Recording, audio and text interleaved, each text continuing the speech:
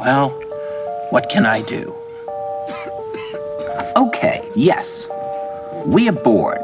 We're all bored now.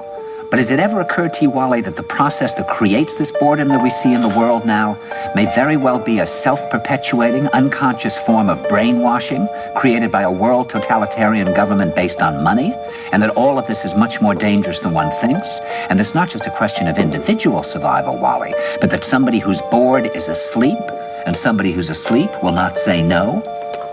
See, I keep meeting these people. I mean, just a few days ago, I met this man whom I greatly admire. He's a Swedish physicist, Gustav Bjornstrand, and he told me that he no longer watches television, he doesn't read newspapers, and he doesn't read magazines. He's completely cut them out of his life because he really does feel that we're living in some kind of Orwellian nightmare now, and that everything that you hear now contributes to turning you into a robot. And when I was at Findhorn, I met this extraordinary English tree expert who had devoted his life to saving trees. Just got back from Washington, lobbying to save the redwoods. He's 84 years old. He always travels with a backpack because he never knows where he's going to be tomorrow. And when I met him at Findhorn, he said to me, "Where are you from?" And I said, "New York." He said, "New York, yes, that's a very interesting place. Do you know a lot of New Yorkers who keep talking about the fact that they want to leave but never do?" And I said, "Oh, yes." And he said, "Why do you think they don't leave?" I gave him different banal theories. He said, "Oh, I don't think it's that way at all."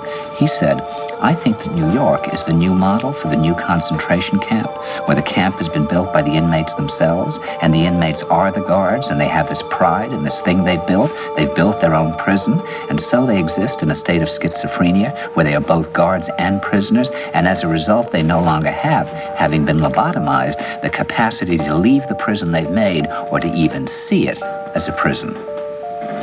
And then he went into his pocket and he took out a seed for a tree and he said, "This is a pine tree." He put it in my hand and he said, "Escape before it's too late." See, actually for 2 or 3 years now, Chiquita and I have had this very unpleasant feeling that we really should get out. No, we really should feel like Jews in Germany in the late 30s. Get out of here. Of course, the problem is where to go, because it seems quite obvious that the whole world is going in the same direction. See, I think it's quite possible that the 1960s represented the last burst of the human being before he was extinguished, and that this is the beginning of the rest of the future now, and that from now on there'll simply be all these robots walking around, feeling nothing, thinking nothing, and there'll be nobody left almost to remind them that there once was a species called a human being, with feelings and thoughts, and that history and memory are right now being erased, and soon nobody will really remember that life existed on the planet.